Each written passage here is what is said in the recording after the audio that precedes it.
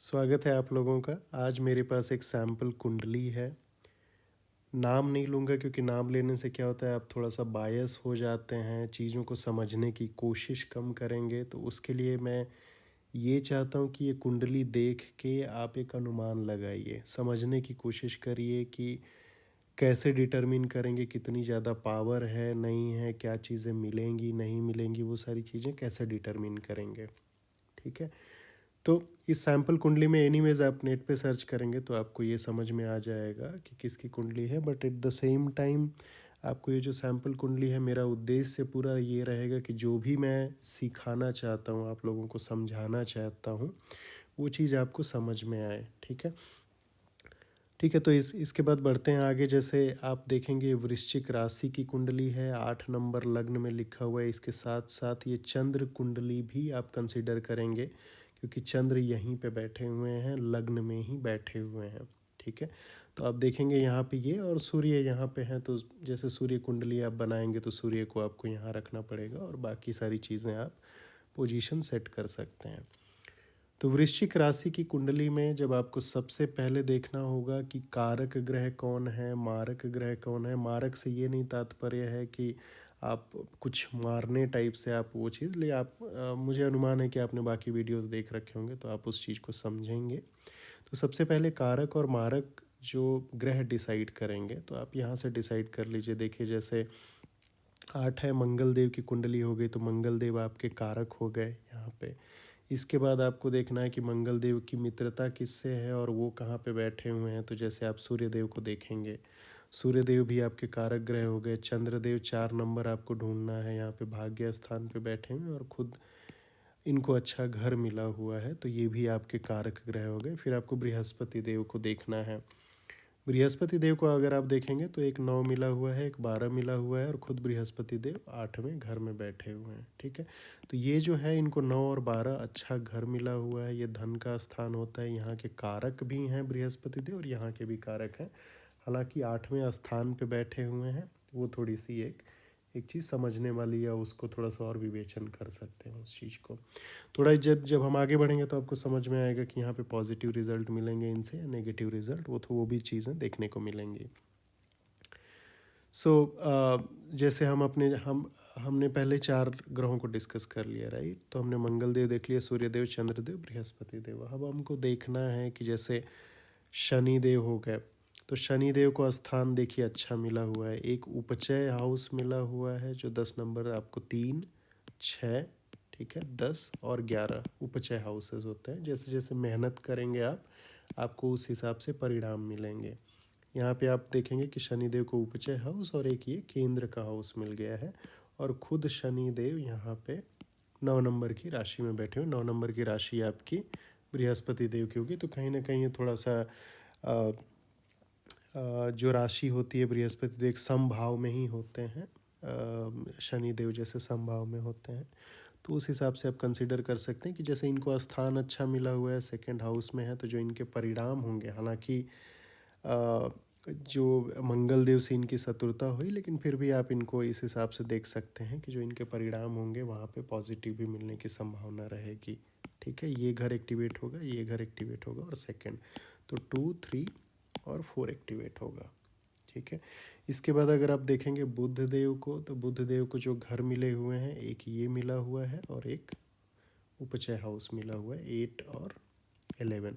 थोड़ा सा यहाँ पे दिक्कत वाली बात है। अब देखिए यहाँ पे जो हम लॉजिक कंसिडर करेंगे, जैसे यहाँ पे उच्च के स्थान पे, उसको बाद में हम देखेंगे, पहले हम जस्ट बैठने के स्थान पे देखते हैं और 3 और 6 हम देखते हैं। इसके हिसाब से अगर हम देखते हैं तो 3 और 6 एक तरीके से, ये हाउस जो है 6, 8, 12 में आता है, तो एक तरीके से अच्छा घर नहीं है। और दूसरा ये उपचय हाउस है, लेकिन बुध देव यहाँ खुद की राशि में बैठ गए हैं, उच्च के हो गए हैं। ठीक है, तो एक तरीके से बुध देव यहाँ पे पॉजिटिव, शनि देव आपके भी हमने देखा कि थोड़ा सा पॉजिटिव ही मिलेगा, ज़्यादातर नेगेटिव आपको देखने के नहीं। कि एक चीज़ पॉजिटिव मिलने का ये भी रहेगा, जैसे बृहस्पति देव की दृष्टि पड़ने का यहाँ पे। ठीक है। अब देखेंगे फाइनली शुक्रदेव को। ठीक है, शुक्रदेव 2 नंबर, 7 नंबर आप देखेंगे, शुक्रदेव की राशि है और शुक्रदेव यहाँ पे बैठे हैं बुधदेव के साथ। ठीक है। तो अब हम जैसे यहाँ पे ना थोड़ा सा आगे बढ़ के योग अब कंसीडर करेंगे। तो सबसे पहले जब योग की बात आती है तो सबसे पहले लग्न की स्थिति देखते हैं। तो ये आपको थोड़ा सा एक एक जो हमने डिग्री के हिसाब से एक चार्ट बनाया है ताकि आपको समझ में आ जाए कि किसकी कितनी ज़्यादा पावर होगी। तो यहाँ पे आप देखेंगे जो अच्छे ग्रह हैं उनकी काफ़ी ज़्यादा पावर है। जो नेगेटिव ग्रह हैं जैसे मान लीजिए शुक्रदेव, शनिदेव, बुधदेव, जैसे मंगलदेव जो असेंडेंट हैं, जो लग्न हैं उनसे एनमी है, तो उनकी जो पावर किस हिसाब से है, कहाँ पे कितना उनको रिजल्ट देने की संभावना है, वो आप यहाँ से देख सकते हैं। राहु और केतुदेव को अगर आप देखेंगे तो राहु और केतुदेव भी एक तरीके से, राहुदेव 1 नंबर की राशि में है जो कि अच्छा मान सकते हैं, और केतुदेव भी 7 नंबर, और राहुदेव यहाँ पे वृषभ राशि में आ जाते हैं जो एक तरीके से उच्च माने जाते हैं, और केतुदेव यहाँ पे 8 नंबर में। ओके, तो यहाँ पे बट इनको डिग्री के हिसाब से एक तरीके से ये 25% वाले डिग्री में है। ठीक है, तो अब जब योग आप कंसीडर करेंगे तो सबसे पहले लग्न की पावर देखते हैं, लग्न की पावर कितनी है ना। तो अब जैसे 8 नंबर हो गया, मंगल देव को आप ढूंढेंगे। मंगल देव आपके 8वें घर में बैठे हुए हैं। एक तरीके से आप देखेंगे कि मंगल देव की जो दूसरी राशि है, जो मेष राशि, वो 6ठे घर में है, और मंगल देव खुद 8वें घर में है। तो एक तरीके से एक राजयोग होता है। ठीक है, और ये लग्नेश भी हैं, तो एक तरीके से आप अगर देखेंगे तो यहाँ पे पॉजिटिव एक चीज़ मिलती है। दूसरी चीज़ आप एक चीज़ नोटिस करेंगे कि यहाँ पे अगर बृहस्पति देव नहीं होते तो इस केस में डिफ़िकल्टीज मिल सकती हैं, राइट। शुरुआत की जो लाइफ होती है, फिर धीरे धीरे वो समय के साथ साथ फिर राजयोग एक्टिवेट होगा। बट चूंकि यहाँ बृहस्पति देव हैं तो लग्न की स्थिति अच्छी हो गई है, लग्नेश की स्थिति अच्छी हो गई है। ओके, तो सबसे पहले आप लग्न को आप अनुमान लगाइए कि लग्न की परिस्थिति कैसी है। फिर लग्न को अगर आपको देखना है तो लग्न को नवमांश में भी जाके देख लीजिए, D9 जो चार्ट होता है। लग्नेश यहाँ पे बृहस्पति देव की राशि में ही और इसी में लग्न में बैठे हुए हैं। एक तरीके से अगर आपको एलिमेंट से भी मैच करना होगा तो यहाँ पे 3 नंबर, जैसे मिथुन राशि जैसे वायु तत्व होता है, यहाँ पे ये फायर तत्व होता है जो अग्नि तत्व होता है। तो नवमांश में अग्नि तत्व में ही बैठे हुए हैं, तो जो रिजल्ट होंगे, जो मंगलदेव के अल्टीमेट परिणाम होंगे जो लग्नेश के, वो काफ़ी अच्छे होंगे। ठीक है, इसके बाद हम बाकी की चीज़ें अब देखते हैं एक बार कि जैसे बाकी ग्रह किस हिसाब से। तो सबसे पहले यहाँ जैसे सूर्यदेव का आप देखिए, क्योंकि नोटिसेबल भी है ना काफ़ी ज़्यादा। जैसे 5 नंबर लिखा हुआ है सूर्यदेव, 5 नंबर सूर्यदेव, सूर्यदेव खुद की राशि में बैठे हुए हैं। ठीक है, सिंह राशि सूर्यदेव की होती है। ये लग्न में भी सिंह राशि में बैठे हुए हैं, और नवमांश में भी सिंह राशि में बैठे हुए हैं। ठीक है, एक तरीके से इस कुंडली के लिए बहुत ज़्यादा पॉजिटिव साबित होने वाले हैं। ठीक है, अब इसके बाद आप देखिए जैसे बुध देव को, बुध देव आपके 6 नंबर की राशि में बैठे हुए हैं। 6 नंबर इनकी खुद की राशि हो गई, ये भी एक तरीके का योग है, स्वराशि हो गए। ठीक है, इसके बाद आप देखिए ये राहुदेव का जो हमने थोड़ा सा डिस्कस भी किया, राहुदेव 1 नंबर की राशि में है, और यहाँ पे राहुदेव 2 नंबर की जो उच्च के स्थान पे हो गए। ठीक है, बाकी जैसे ग्रहों को हम एक तरीके से डिस्कस करें, शुक्रदेव जैसे यहाँ पे हैं 7 नंबर। चलित में अगर इस कुंडली में देखें तो 7 नंबर साइन का जैसे हाउस में थोड़ा सा एक एक देखेंगे, उस पर भी मैंने एक डिटेल वीडियो बनाया है। तो शुक्रदेव एक तरीके से तुला राशि में थोड़ा कंसीडर हो रहे हैं चलित चार्ट में, तो भी एक तरीके से इस कुंडली के लिए काफ़ी ज़्यादा पॉजिटिव है। ओके, अब ये पूरा जैसे आप अगर आप नोटिस करेंगे तो इस कुंडली में आप देखेंगे, अगर आपको एक तरीके से अनुमान लगाना हो तो आप नोटिस करेंगे कि ये जो है, जो मोस्टली रिजल्ट देने वाले ग्रह हैं, वो काफ़ी ज़्यादा अच्छे जगह पे हैं, अच्छा परिणाम देंगे। एक तरीके से बुध देव भी स्वराशि में हो गए हैं, शनिदेव अच्छे स्थान पे हैं, अच्छे घर मिले हुए हैं। तो एक तरीके से, और बाकी जो ग्रह तो ऑब्वियसली पॉजिटिव ही रिजल्ट देंगे। तो एक तरीके से आप इस कुंडली के लिए बोल सकते हैं कि काफ़ी ज़्यादा अच्छा है। ठीक है, अब किस मामले में अच्छा है, अब आप उस चीज़ को अगर नोटिस करेंगे तो जैसे सबसे पहले बात होती है कि पैसे से रिलेटेड अगर हमको सोचना समझना है, देखना है, तो उसको कैसे समझेंगे। तो पैसे से रिलेटेड आप 2 चीज़ें देख सकते हैं, एक हो गया दूसरा घर और एक हो गया 11वां घर।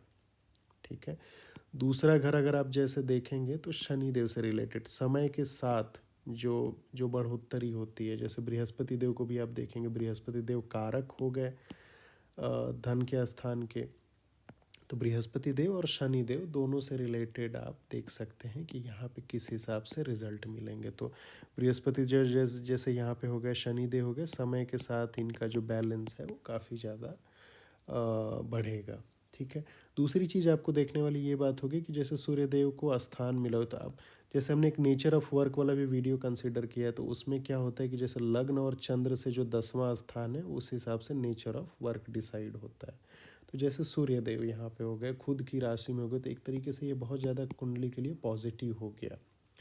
और उस वर्क से आपको कितना, जैसे धन की प्राप्ति जो एक कॉन्सेप्ट होता है भावत भावम का, तो धन की प्राप्ति कितनी होगी यहाँ पे देखिए, जैसे बुध देव खुद की स्वराशि में हो गए, यहाँ पे कैसे रिजल्ट मिलेंगे। तो आप एक तरीके से डायरेक्टली इस चीज़ का अनुमान लगा सकते हैं।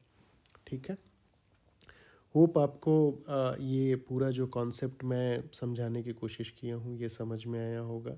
इसके बाद एक और चीज़ देखने वाली होती है, थोड़ा सा वो एडवांस हो जाता है कॉन्सेप्ट, उस चीज़ को भी कवर करेंगे। वो होता है नक्षत्र, किस नक्षत्र में बैठे हुए हैं, उस नक्षत्र के स्वामी कौन है, सब लॉर्ड कौन है, ये सारी चीज़ें, ये कॉन्सेप्ट भी हम डिस्कस करेंगे। बट एक एक जो होता है ना, एक बड़े लेवल पे जब आपको अनुमान लगाना हो तो किस हिसाब से अनुमान लगाएंगे। एक और कॉन्सेप्ट आता है जिसमें थोड़ा सा घरों से अनुमान लगाया जाता है चीज़ों का। ठीक है। तो उस चीज़ में जैसे ये होता है कि कौन से घर किन की दशा में एक्टिवेट होंगे तो उस चीज़ से कैसे परिणाम मिलेंगे। तो जैसे अगर लॉन्जिविटी से रिलेटेड देखना हो कि अगर जैसे कारक और मारक जो हमने कंसिडर किया, जब मृत्यु का समय आता है, जो एक ट्रांसफॉर्मेशन का समय आता है, तो जैसे इस कुंडली के लिए आप देखेंगे तो मारक मारक घर अगर आप देखेंगे तो ये दो जैसे हो गए, ये हो गए, तो यहाँ पे राशि कौन है, 9 नंबर बृहस्पति देव की राशि हो गई, यहाँ पे शुक्र देव की राशि हो गई। तो जैसे अगर आप देखेंगे तो जो स्थान जो है एक तरीके से वो बृहस्पति देव से और शुक्र देव से डिटरमिन हो रहा है। तो जैसे अगर इनका जैसे बृहस्पति देव का समय चलेगा तो काफ़ी ज़्यादा ट्रांसफॉर्मेटिव होगा। तो जो मृत्यु का भी जो एक होता है, तो जैसे इस कुंडली के लिए अगर हम देखेंगे तो नेक्स्ट जो टाइम पीरियड अभी है, तो जुपिटर की महादशा है, जुपिटर की अंतरदशा है, तो दो चीज़ें आप देख सकते हैं, ट्रांसफॉर्मेटिव टाइम पीरियड होगा। राइट। अब ट्रांसफॉर्मेटिव आप देखेंगे तो ट्रांसफॉर्मेटिव क्या हो सकता है कि एक फिजिकल ट्रांसफॉर्मेशन होगा, मेंटल ट्रांसफॉर्मेशन होगा, या सोल का ट्रांसफॉर्मेशन। सोल मतलब जैसे मृत्यु से रिलेटेड चीज़ें हो गई, है ना। तो जो पहले का इनका टाइम पीरियड चला होगा एक तरीके से पॉजिटिव, लेकिन जैसे बृहस्पति देव की दशा और अंतर्दशा चलती है तो एक तरीके से सोल से भी रिलेटेड वो जैसे आप अभी समय के साथ देखने को मिलेगा। ठीक है। जैसे अगस्त तक चलेगा तो उस टाइम तक क्या चीज़ें होती हैं, सोल का ट्रांसफॉर्मेशन भी है कि नहीं है। ठीक है। इस प्रकार से आप थोड़ा सा इन सब चीज़ों को अनुमान लगा सकते हैं, देख सकते हैं। एक जैसे नाड़ी एस्ट्रोलॉजी होता है, उस चीज़ के बारे में भी जैसे एडवांस जब हम कॉन्सेप्ट कवर करना चालू करेंगे तो उन सब चीज़ों के भी बारे में बात करेंगे। होप ये आपको वीडियो अच्छा लगा। जुड़े रहने के लिए बहुत बहुत धन्यवाद।